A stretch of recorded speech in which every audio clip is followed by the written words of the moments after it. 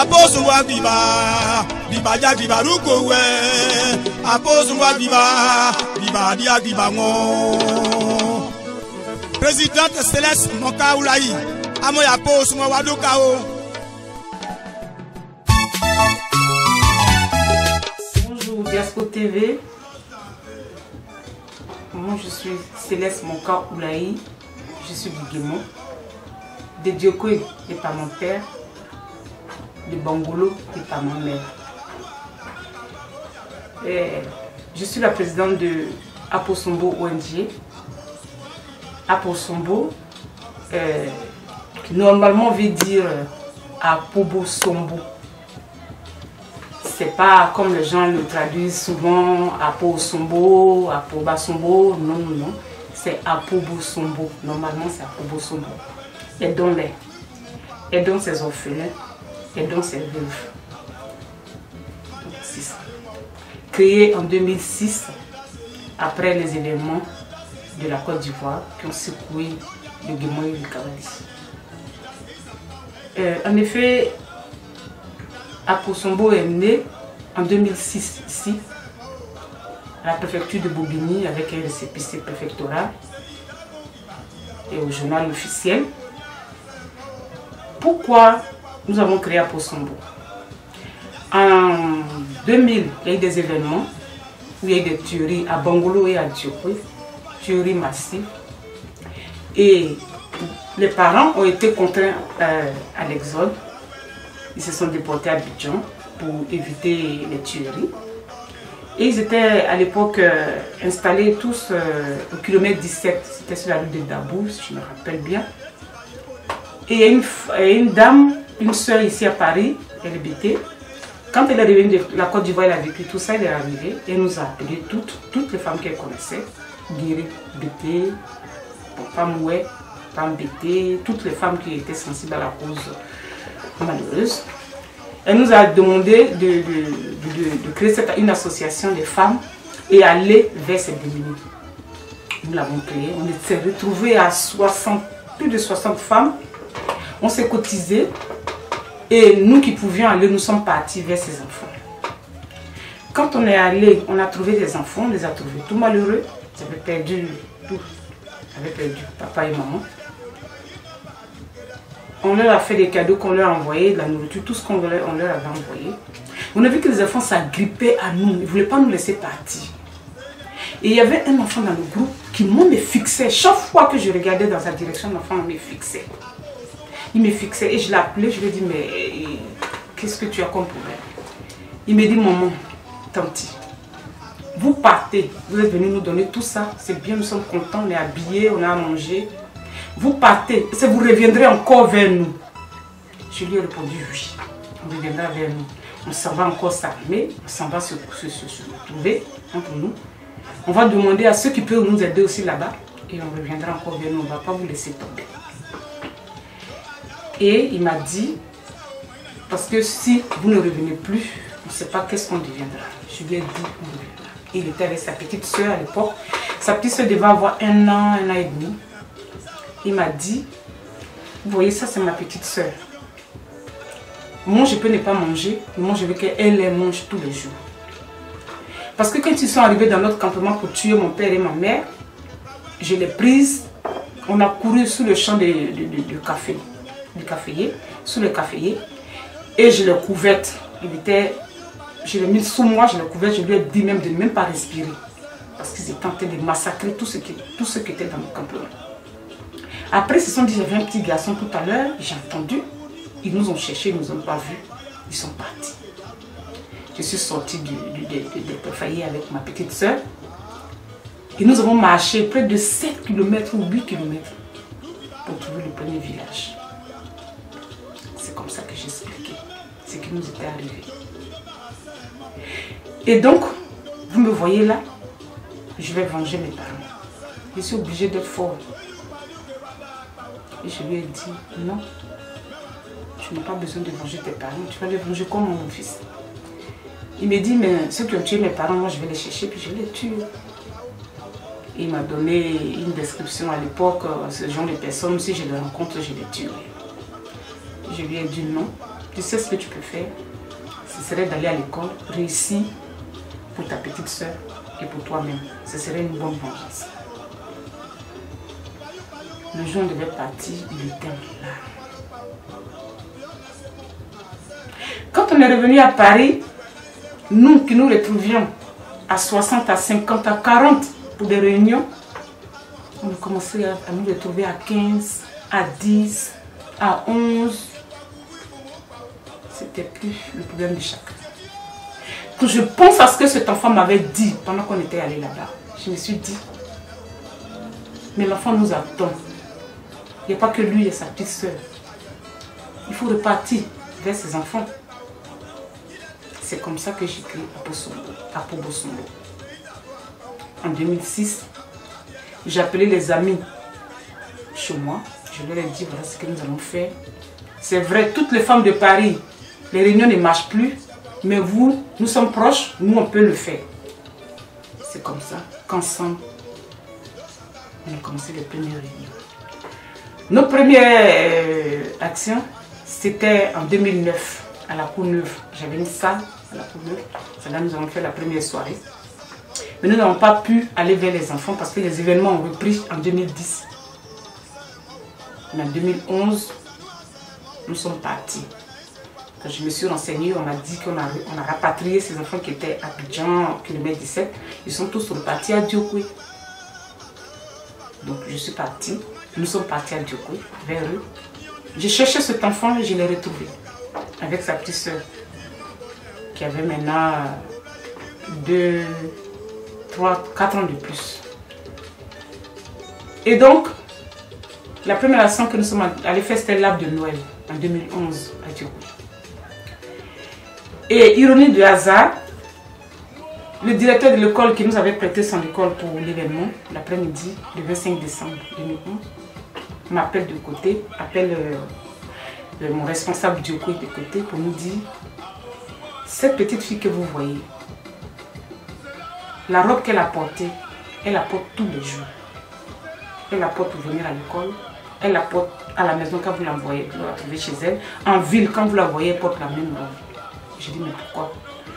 Il me dit, non, mais c'est des enfants qui ont perdu papa, qui sont orphelins, vous le savez. Ils sont venus, ils sont dans des familles d'accueil et la famille n'a forcément pas les moyens de les aider. Donc elle porte toujours. Mon responsable du coup, on s'est dit, on va faire une exception. On est allé dans le colis qu'on a envoyé, les habits qu'on a envoyés. On n'a pas donné de jouets, on a prié des habits, des sous-corps et tout. On a fait un colis pour elle, on l'a appelé, on lui a donné. Elle est sortie. Quand elle sortait, les autres enfants la regardaient.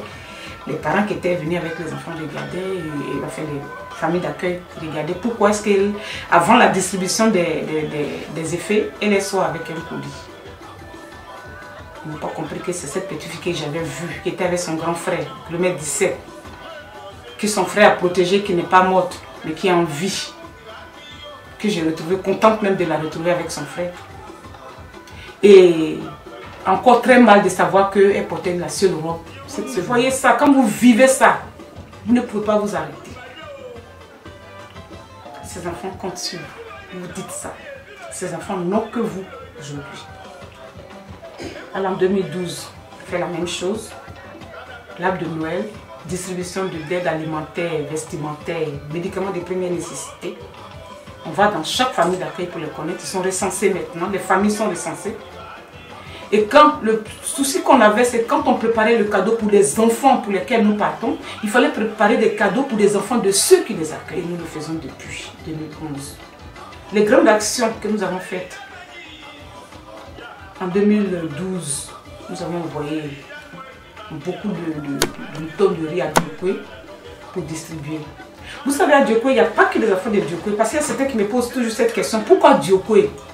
Il n'y a pas que les enfants de Diokwe, mais il y a des Bongolos. Il y a des personnes qui ont choisi de vivre à Diokwe, de venir vivre à Diokwe, puisque c'est le centre, c'est l'entrée, la porte d'entrée de l'Ouest. Beaucoup ont choisi. Donc dans les enfants que vous voyez, de qui nous occupons, il y a des enfants qui sont de Bongolos. Il y a des enfants qui sont de Fakobli, de Kubli, des enfants de Yakuba. Il y a des enfants de tous les pleurs, de Bloleke, de tout l'Ouest de la Côte d'Ivoire. Donc il n'y a pas que des enfants de Diokoui.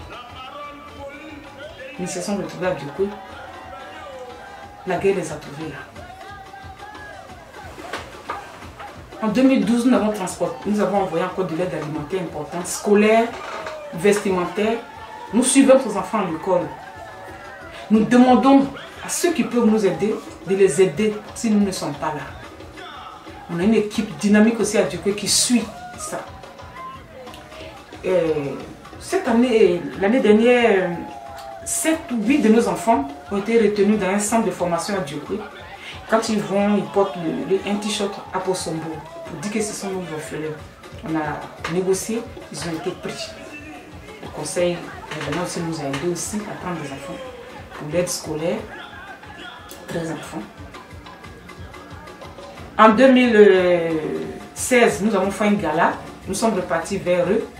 Chaque fois, c'est de l'aide alimentaire, vestimentaire, médicaments de première nécessité, kits scolaires que nous apportons. En 2019, les veuves, il y a les veuves aussi. Ces femmes que la guerre a trouvées à Diokoui, à qui les bourreaux ont dit, nous tuons vos maris, nous tuons vos enfants, c'est-à-dire de 16 à 35 ans ou 40 ans, vos enfants en âge de travailler, nous les tuons. Et vous, les femmes, on vous laisse parce que vous deviendrez nos femmes, que vous voulez ou pas. Mais ces femmes ont refusé de devenir les femmes de leur bourreau et se sont mises en coopérative. Ces femmes-là, il faut les aider, il faut les rendre autonomes. C'est ainsi qu'en 2019, 2017, le gala que nous avons fait, l'appel de dons que nous avons fait, nous sommes partis pour les veuves. Ils nous ont demandé du matériel pour faire du maraîcher, pour les vendre en coopérative et être indépendants, pour éviter que nous transportions, nous, chaque fois, du riz, des pâtes alimentaires, tout ça. Et elles voulaient être autonomes. C'est ce que nous avons fait en 2019, en leur donnant du matériel, des semences que nous avons payées à Abidjan, des bottes, des brouettes, des pesticides, tout ce qu'il faut pour faire un champ, des machettes, d'abats et des kits scolaires pour les enfants. Vous vous rendez compte que quand vous allez distribuer des habits aux mamans, vous leur donnez des sacs à main et qu'une maman vous dit, maintenant j'ai un petit sac, dimanche en allant à l'église, je pourrais mettre ma Bible dedans pour aller à l'église. Sinon je mettais ma Bible dans un sachet pour aller à l'église. On ne peut pas voir ça, entendre ça et venir et ne rien faire, ne pas repartir vers ces personnes. C'est ce que nous faisons depuis 2010. C'est encourageant de savoir qu'on a été nominé à Abidjan pour ce que nous faisons. Merci à Radio Presse Web, tout l'organe que j'appelle l'organe de prestige Web. Merci pour tout ce que vous faites pour nous. Il faut aller au-delà de ça maintenant. Nous avons des projets. Le but aujourd'hui même de cette interview, c'est de demander à ceux qui peuvent nous aider, à ceux qui sentent qu'ils peuvent nous venir en aide. Nous avons des projets avec ces veuves. Elles nous ont demandé un marché ouvert, un marché pour elles. Rien que pour elles, pour vendre leurs produits de maraîcher, pour vendre leurs produits d'agriculture qu'elles font, pour les vendre, pour rester en coopérative, mettre leurs gains ensemble et faire et grandir un marché ouvert pour les veuves. Au début, on voulait faire un orphelinat, mais on nous a dit, avec l'organisme que nous avons contacté, nous a dit, l'orphelinat, puisque nous sommes toutes sur le bord de la Seine, ici, faire un orphelinat à Diokoui serait un peu utopique. Parce que il faut être là. Quand tu fais un orphelinat, tu fais une maison, une structure où tu mets des jeunes enfants, il faut être là pour les accompagner à l'école, pour leur faire à manger à midi, pour veiller, même sur tout ce qu'ils font, pour veiller sur leur toilette, tout, pour qu'ils soient dans de bonnes conditions. Même l'environnement, pour l'entretenir. Étant ici, qu'est-ce que vous feriez si vous faites un orphelinat? L'orphelinat, normalement, c'est le gouvernement en place de le faire. J'ai trouvé qu'ils avaient raison. Mais ce que nous voulons faire maintenant pour eux, parce que ces enfants que nous avons depuis 2000, que nous avons vus depuis 2010 jusqu'à maintenant, C'est des enfants qui ont maintenant 16 ans, 17 ans pour 18 ans même pour certains, 14 ans, 15 ans, 8 ans pour les plus jeunes, 7 ans. Nous avons décidé de faire un centre de formation à Djoko. Un centre de formation comme ça, ceux qui n'ont pas pu continuer les études, par manque de moyens, par manque d'endroits pour être à l'aise, que ceux-là, quand même, se convertissent dans quelque chose qui soit autonome aussi. C'est bien créer un centre de formation. Certains peuvent faire la menuiserie, la plomberie, maçon, quoi encore, bien d'autres médicaments, même un petit cyber pour qu'ils apprennent même l'informatique. Pour les filles, la coiffure, la couture et beaucoup d'autres choses qu'on peut mettre dans les centres de formation. Voilà notre projet à court terme aujourd'hui pour ces enfants. Et pour le moment, un marché, comme j'ai dit, le marché couvert pour qu'elles puissent vendre leurs produits. Elles ont commencé timidement à faire du maraîcher. On a un projet de leur faire de la pisciculture, de créer des piscicultures pour elles. Elles sont vraiment dynamiques. Donc voilà nos projets. Nous demandons aujourd'hui à ceux qui peuvent nous aider, au cadre du au cadre ivoirien, non ivoirien, d'aider ces personnes. La guerre à Djoko a fait beaucoup de victimes. Il faut les aider. Et c'est les enfants qui en pâtissent plus. Aidez-nous à les aider. À Posombo, le financement, comme vous savez, c'est une association en 1901, donc c'est les adhérents, les membres d'honneur, les membres. Et nous avons la chance d'avoir des personnes qui nous aident, anonymes à chaque fois.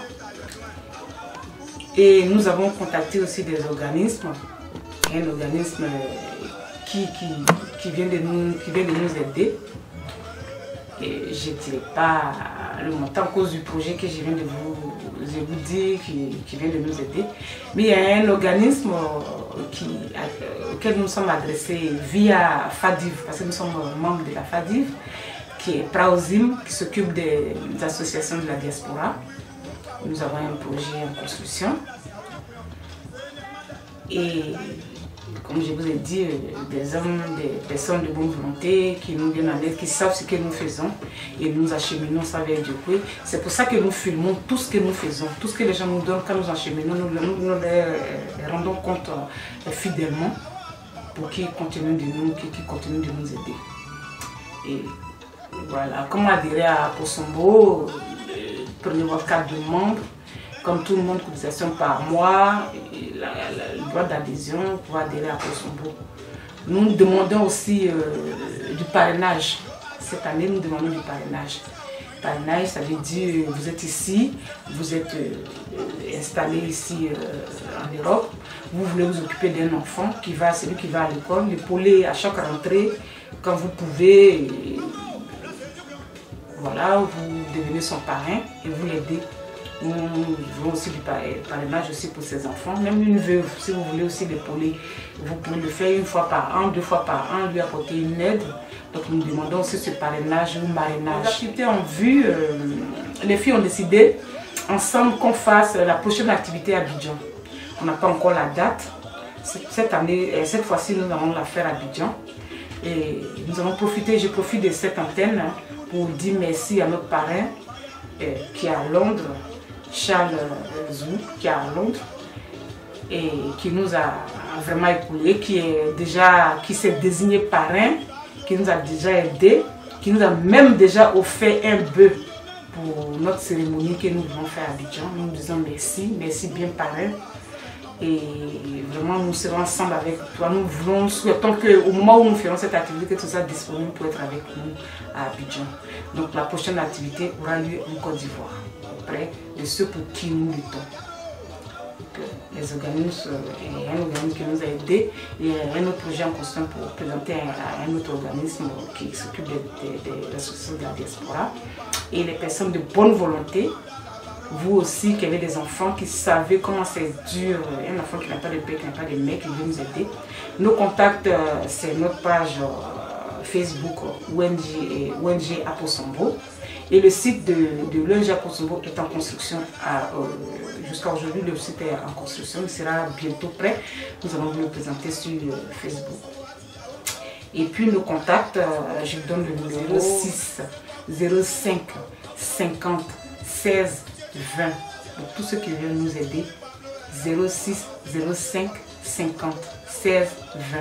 C'est ce numéro que vous pouvez appeler. Il y a notre page aussi Facebook, ONG Aposombo. Vous pouvez nous envoyer dans ce jour des pages qui passent par le numéro ou la page et nous les rencontrons pour prendre. Et ce que nous prenons avec vous, nous le notons, nous le signifions, nous le divulguons.